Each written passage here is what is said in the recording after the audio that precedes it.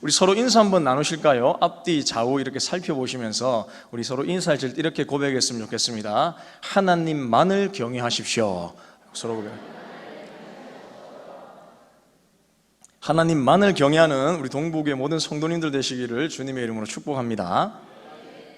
여러분, 인생은 예상치 못한 일들로 가득하죠.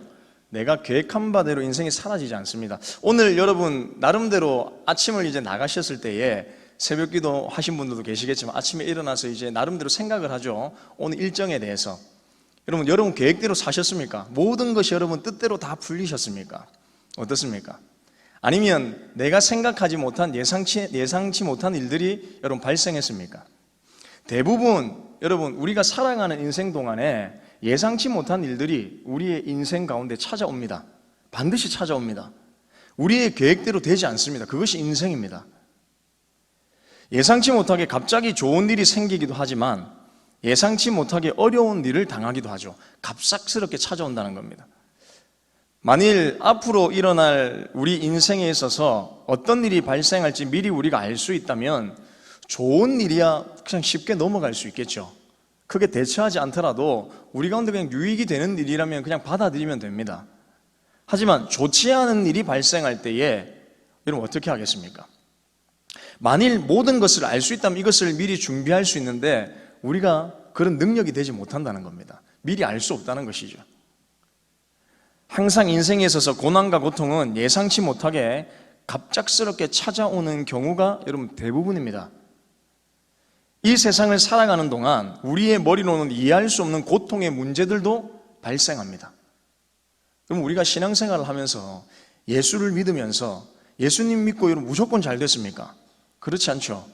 어느 순간 우리의 인생에 갑작스럽게 찾아오는 고통과 고난은 동일합니다. 그때 우리가 의문이 드는 것이죠. 하나님, 갑작스럽게 왜 우리 인생에 내 일에 내 삶에 이런 문제가 닥칩니까? 저는 하나님 열심히 잘 섬겼는데 왜 이럴까요? 이런 의문이 든다는 겁니다. 여러분 단 한 사람도 빠짐없이 갑자기 찾아오는 고난의 문제에 반드시 직면하게 됩니다. 그렇다면 이 문제를 어떻게 우리가 받아들여야 될까요?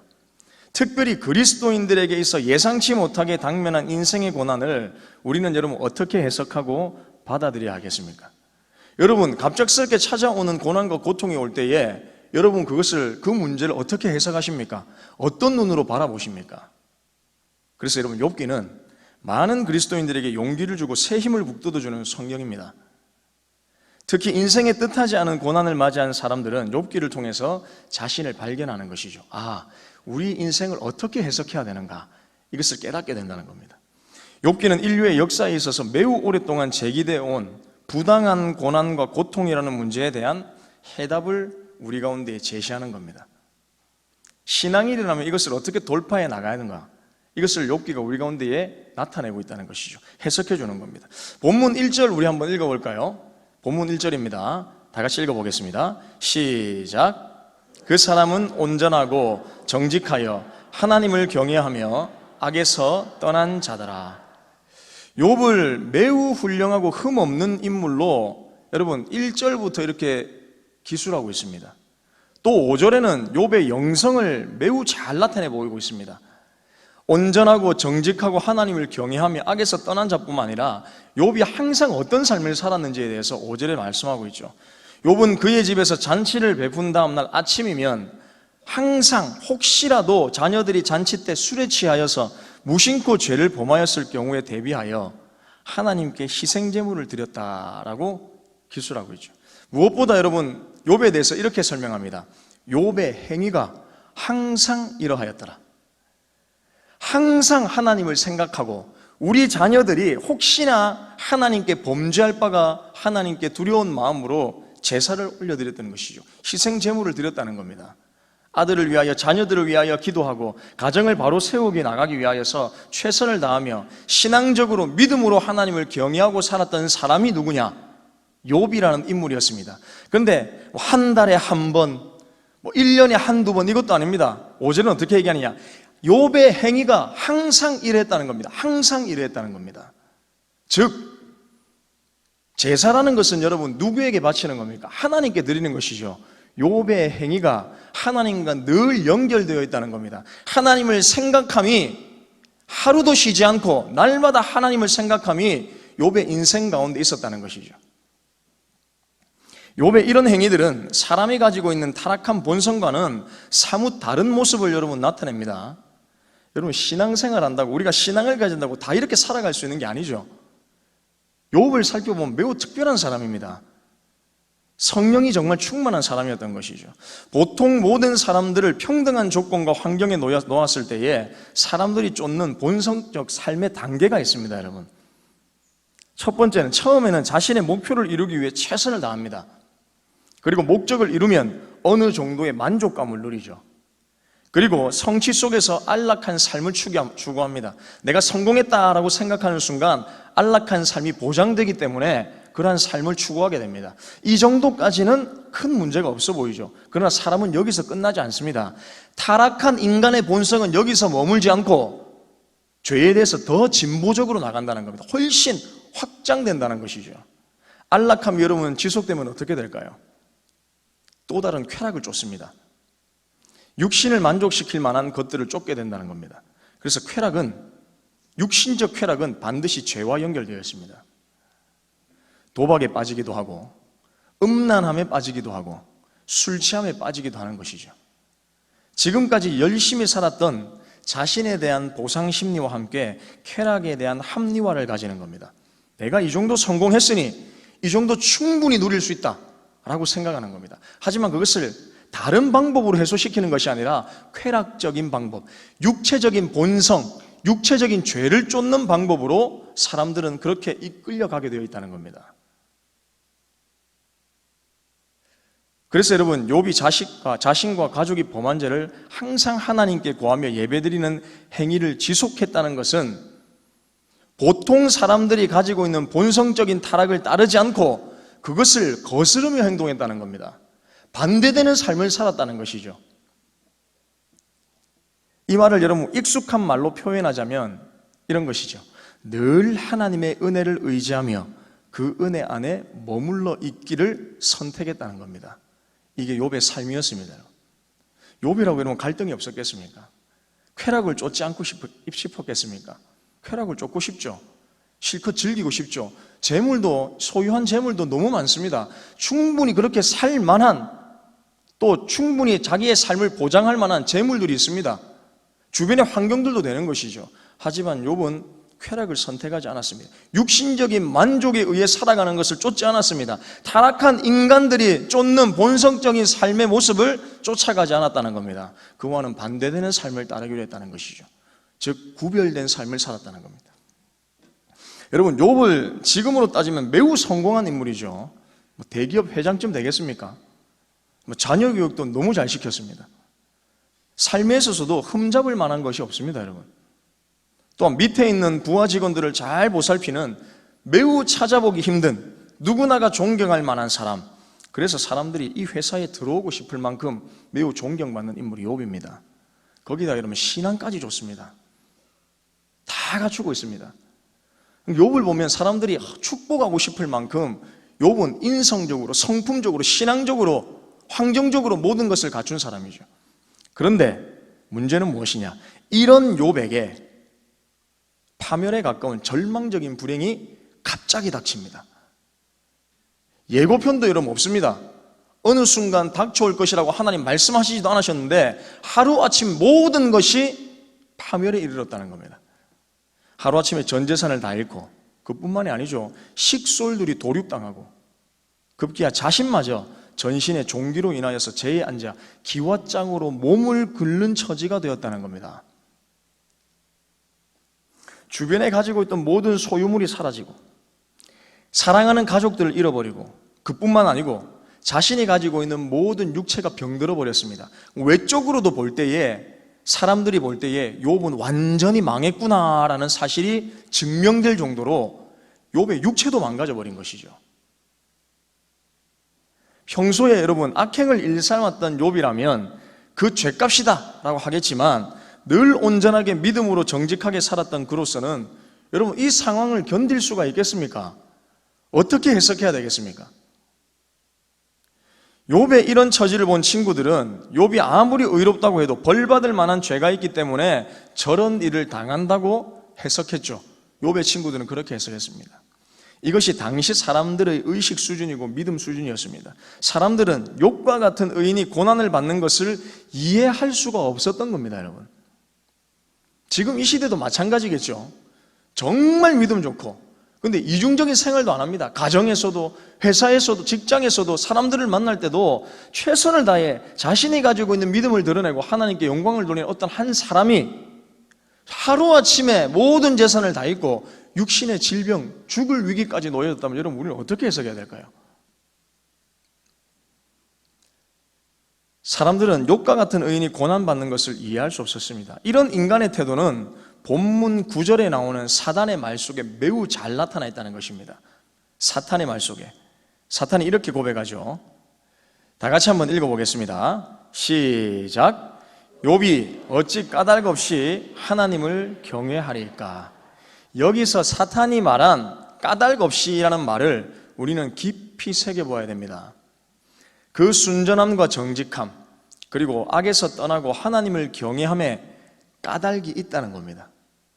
욥이 하나님을 섬기는데, 하나님을 경외하는데 자신의 자녀들을 위하여서 희생 제물을 드리고 항상 욥의 행위가 이러했는데 그 행위 속에 무엇이 포함되어 있느냐? 어떤 까닭이 있다는 겁니다. 하나님은 그렇게 섬기는데 어떤 까닭이 있어서 하나님을 섬기는 겁니다. 이유 없이 하나님 섬기지 않습니다. 욥은 사단이 그렇게 결론 내린다는 겁니다. 사단이 말하는 까닭은 하나님께서 욥의 인생에 풍파가 없도록 울타리를 쳐주셨기 때문이라고 결론을 내리죠. 그래서 말합니다. 만약에 하나님께서 욥에게 쳐주신 그 울타리를 하나님 치워버리시면 그는 분명히 흔들릴 겁니다. 믿음에서 떠나버릴 겁니다. 사탄은 욥에게 있던 많은 이유들, 즉 그에게 득이 되었던 것들이 없어지면 가차없이 하나님께 등을 돌리고 돌아서 버릴 것이라고 하나님께 말합니다. 이렇게 어떻게 보면 여러분, 욥이 가지고 있던 것은 시대를 초월해서 모든 사람들이 가지고 싶어 할 만한 것들이죠. 우리도 여러분, 욥이 가지고 있는 것들이 우리한테 주어지면 얼마나 행복하겠습니까? 소유된 재산도 많고 자녀들도 믿음으로 잘 자라고 있습니다. 이웃들 가운데서도 존경받는 사람들입니다. 부하 직원들도, 밑에 부리고 있는 종들도 욥을 존경합니다. 사업이 잘 되고 경제적인 부를 가지고 있죠. 자녀들이 바르게 자라고 자신의 가족, 사람들과의 관계에 있어서도 매우 좋았습니다. 그러니 욥을 한번 흔들고 쳐서 그래도 그의 행사가 항상 그런지 한번 보라는 것이죠. 사탄이 말하는 것은 이겁니다. 까닭 없이 하나님을 경외하지 않습니다. 사랑하는 성도 여러분, 하나님의 시험은 우리가 믿음으로 견디어내는 것, 즉 이 일을 통해 견고히 서게 만들어 가시는 것이 하나님의 시험이지만, 마귀는 우리가 꼬꾸라지고 멸망하고 넘어지는 것을 우리 가운데 줍니다. 이것이 사탄의 시험입니다. 지금 사탄은 욥이 꼬꾸라지는지를 보고 싶은 것이지, 하나님은 욥이 견디어서 낼 것을 보시겠다. 완전 사탄과 하나님의 이 마음과 욥을 향한 이 마음과 이 생각들이 완전히 다르다는 것이죠. 사탄은 이 시험을 통해서 욥을 넘어뜨리려고 합니다. 멸망시키려고 합니다. 그렇지만 하나님은 그렇지 않습니다. 이 시험을 통해서 욥의 믿음이, 지금까지 항상 행위가 항상 이랬던 욥의 믿음이 어떠한지 한번 보라 라는 것입니다. 그런데 여러분, 더 기가 막히는 일은 무엇인가? 2장 9절에 보면 순식간에 모든 것을 잃어버리고 자신 또한 온몸의 종기로 인하여 제 가운데 앉아서 기와 조각으로 몸을 긁고 있는 남편 욥에게 아내가 다가와서 이렇게 고백하죠. 당신이 그래도 자기의 온전함을 굳게 지키느냐? 하나님을 욕하고 죽으라. 진정한 믿음은 우리의 예상과는 다르게 일이 잘못되었을 때라도 순전을 지키며 변하지 않는 믿음, 그런 믿음이 여러분 참 믿음입니다. 어찌 보면 여러분, 욥의 아내가 매우 악질적이다라고 생각할 수 있지만 어찌 보면 매우 현실적이죠. 하루아침 모든 것이 다 사라졌는데 이걸 견딜 수 있는 사람들이 여러분 누가 있겠습니까? 아내도 하나님을 열심히 섬겼지만 한순간에 파멸의 길로 들어서 버렸습니다. 그런 상황에서 욥에게 말하는 겁니다. 이래도 하나님이 살아계시는가? 차라리 하나님을 욕하고 죽으라 당신. 지금까지 하나님 섬겼던 거 다 잘못된 거다. 봐라, 이렇게 섬겼더니 우리 가운데 돌아오는 결과가 무엇인지 보라. 하나님을 욕하고 죽으라는 겁니다. 떠나라는 겁니다.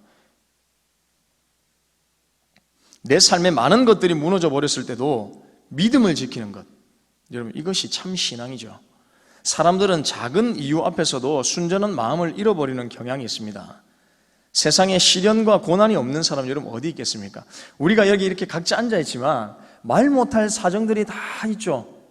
서로 비교해보면 그 고난의 어떤 크고 작음이 어느 정도의 갈림길이 있겠지만 각자마다 가지고 있는 아픔과 고통과 고난이 다 있습니다. 시련이 있습니다. 고통과 고난이 없는 사람은 여러분 없습니다. 그래서 여러분, 고난을 당한 것이 불행이 아니라 진짜 불행은 무엇이냐? 그 고난을 이겨내지 못하는 겁니다. 이기지 못하는 게 진짜 불행인 겁니다. 높은 산은 골짜기가 깊죠. 정상에 오르려면 험한 골짜기를 지나야 하듯이 우리 인생의 정상에 오르려면, 우리 믿음의 정상에 오르려면 깊은 골짜기를 여러분 반드시 지나야 됩니다. 험난한 골짜기가 펼쳐져 있습니다. 반드시 지나야 됩니다. 그 골짜기를 두려워하면 오를 수 없는 것이죠. 눈앞에 놓여져 있는, 인생마다 놓여져 있는 깊은 골짜기가 있는데 그 골짜기를 바라보며 어떤 사람들은 그 골짜기를 바라보면서 내가 이 골짜기를 돌파하리라, 그리고 산 정상까지 올라가리라 하는 사람이 있는 반면에 골짜기를 보자마자 주저앉는 사람들이 있다는 겁니다. 여러분, 19세기 영국의 대설교자 찰스 스펄전이라는 사람이 있습니다. 이 사람이 뭐라고 얘기했냐면 이런 말을 합니다. 하나님이 그 자녀를 풀무에 던지실 때는 하나님도 그 안에 같이 들어가신다. 느부갓네살이 다니엘의 세 친구 사드락과 메삭과 아벳느고를 풀무불에 던졌죠. 느부갓네살이 본 것은 세 사람이 아니었습니다. 네 사람이었습니다, 여러분. 그 속에 자기가 넣었던 사람은 3명이었는데 풀무불 속에는 4사람이 있었던 겁니다. 즉 하나님이 함께하고 계셨다는 것을 느부갓네살이 그 눈으로 똑똑히 목격했던 것이죠. 이 말씀을 우리는 잘 이해하고 받아들여야 됩니다. 고난 가운데만 계신 하나님이 아니라 우리의 모든 상황 가운데 존재하시는 하나님이시라는 사실을 여러분 믿으십시오. 우리의 중심과 행위가 어떠할지라도 하나님은 눈을 크게 뜨시고 불꽃과 같은 눈동자로 우리를 지켜보고 계신다는 사실을 믿으시길 바랍니다. 하나님을 저주하고 죽으라는 아내의 말을 들은 욥은 10절에서 말합니다. 우리가 하나님께 복을 받았은즉 화도 받지 아니하겠느냐 하고 이 모든 일에 욥이 입술로 범죄하지 아니하니라. 우리가 지금까지 하나님께 좋은 것을 받았거늘 이것이 어찌 나쁜 것이라 하여 거절할 수 있겠는가? 라고 이야기하는 것이죠. 우리가 받은 것도 하나님으로부터 받은 것이 아니냐? 하지만 하나님 가져가셨다면 이것도 하나님의 뜻이다. 욥의 믿음이 이 한마디에 다 나타나 있는 것이죠. 즉 여러분 이런 말입니다. 지금까지 원하던 대로 다 받아 누렸는데 오늘 원치 않는 일이 오늘 발생했다고 해서 내가 하나님을 욕하고 떠난다? 말이 안 된다는 겁니다. 하지만 그렇다면 그 전까지 하나님 우리 가운데 허락하신 것은 무엇이냐는 것이죠. 사람은 항상 여러분 이 딜레마에 빠집니다. 그 전에 받았던 것을 잊어버립니다. 고통과 고난 속에 여러분 머물게 되면 이 순간, 이 현실 가운데 찾아오는 순식간에 찾아오는 고통과 어려움을 우리가 당하게 되면 그 전에 우리 가운데 허락하셨던 하나님에 대한 축복, 하나님에 대한 은혜를 순식간에 잃어버린다는 것이죠. 여러분 생각해 보십시오. 스스로에게 질문해 보십시오. 지금까지 하나님께서 나에게 주신 은혜는 그렇다면 무엇입니까? 우리는 어떻게 해석해야 됩니까? 욥에게는 좋고 나쁨을 뛰어넘는 믿음이 있었다는 것입니다. 그것이 본질이 아니었습니다. 나를 이렇게 만드신 분이 누군가를 정확히 욥은 인식하고 있었습니다. 여러분, 부모들이 자녀들을 사랑하는 데 있어서 어떤 까닭이 있어서 자녀들을 사랑으로 양육하는 것이 아니죠. 정말 말 안 듣고 미울 때도 있습니다. 한 대 쥐어받고 싶을 때도 있습니다. 말 안 듣고 사고치고 문제를 일으켜서 마음이 아플 때도 있지만 그렇다고 그러면 자녀를 포기합니까? 그렇지 않습니다. 끝까지 사랑하는 겁니다. 자녀가 뭘 잘했기 때문이 아닙니다, 여러분. 자녀 또한 마찬가지죠. 어릴 때는 부모님이 자기가 원하는 것 사주면 그것에 대해 좋은 반응을 보이지만 나중에 철이 들면 부모님이 나에게 무엇을 해줬기 때문이 아니라 나의 아버지이기 때문에, 나의 어머니이기 때문에 사랑하고 순종하는 겁니다. 그것이 부모님을 기쁘게 할 것이라는 것을 자녀들이 알기 때문이죠. 그래서 부모와 자녀들이 서로 사랑하는 데 있어서는 까닭이 없습니다, 여러분. 까닭 없이 사랑하는 겁니다. 무엇 때문에 사랑하고 무엇 때문에 사랑하지 않고가 아니라는 겁니다. 즉, 하나님과 내가 바른 관계 속에 있으면 내가 만족할 만한 어떤 까닭이 주어지지 않아도 하나님을 끝까지 신뢰하고 따른다는 겁니다. 하나님이 주시는 것이라면 내가 만족할 만한 것이 아니더라도 거절치 않겠다는 믿음이 진정한 그리스도인의 믿음이라는 사실을 기억하십시오. 내가 원하는 것 주어지지 않아도 하나님 나에게 주시고 싶은 것이 있습니다. 그것을 받아들일 때에 내가 만족할 만한 것이 아니더라도 내가 거절하지 않고 기쁨으로 그것을 받아들이는 겁니다. 그 상황을 받아들이고 환경을 받아들이는 것이죠. 사랑하는 성도 여러분, 우리에게는 까닭을 뛰어넘는 신앙이 있어야 됩니다. 하지만 머리로 이해하면서 가슴으로 이것을 잘 받아들이지 못할 때가 있죠.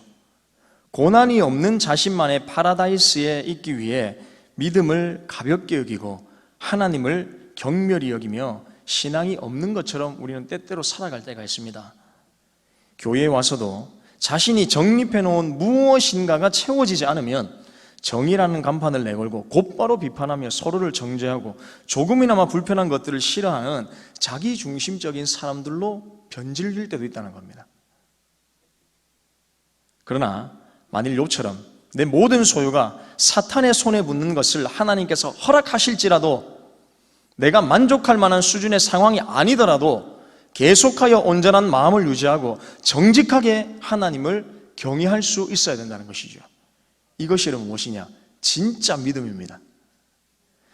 건강할 때 믿었던 예수님이라면 병들었을 때도 믿어야 됩니다. 대학만 들어가면 모든 걸 쏟아부을 정도로 부르짖었는데 캠퍼스에서의 내 모습은 여러분 어떻습니까? 그런 사람들 많거든요. 우리 많지 않습니까? 고3 때 그렇게 수능을 위해 좋은 대학에 들어갈 수 있게 해달라고 부르짖었더니 대학교만 들어가면 우리 청년들이 교회를 떠나는 모습 많이 보죠. 직장 문제로 이제 그 단계를 뛰어넘어서 직장 문제로 하나님 정말 내가 이 직장만 들어가면 하나님 열심히 섬기겠습니다 라고 기도하고 직장에 들어갔더니 직장에 들어가고 나서는 또 등을 돌리는 모습들도 있습니다. 직장 문제로 힘들었을 때, 대학 문제로 힘들었을 때 의지하고 믿었던 예수님이라면 내가 생각했던 것 이상으로 힘들어도 의지하고 믿을 수 있어야죠. 사업의 실패로 인해 의지하고 부르짖었다면 성공이 보장되어도 부르짖어야죠, 여러분.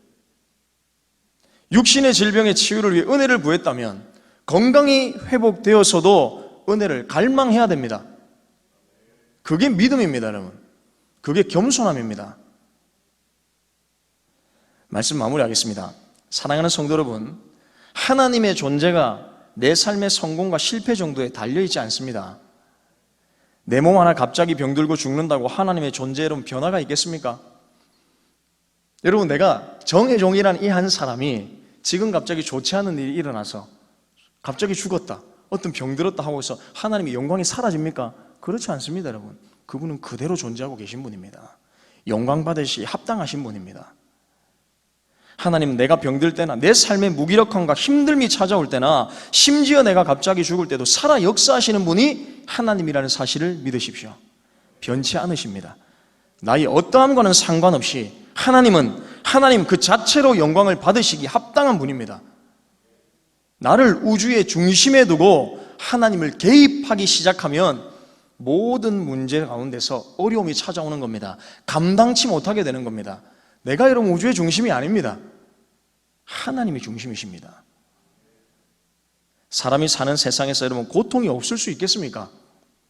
예수 그리스도께서 이 땅에 오신 것은 고통을 없애러 오신 것이 아니라 그 고통 속에 임재하러 오셨음을 믿으십시오. 어떤 상황에서도 여러분들의 믿음이 흔들리지 않는 확신 가운데 있다면 그것이 고난이든 나의 안락함이든 그 안에 예수 그리스도께서도 함께 계시다는 사실을 늘 믿으시길 바랍니다. 그래서 어떤 상황에서도 바로 이러한 흔들리지 않는 믿음 가운데 우리의 삶을 드리며 온전함과 정직함으로 욥의 행위와 같이 항상 하나님을 경외하며 살아가는 저와 우리 동국의 모든 성도님들 다 되시기를 주님의 이름으로 축복합니다.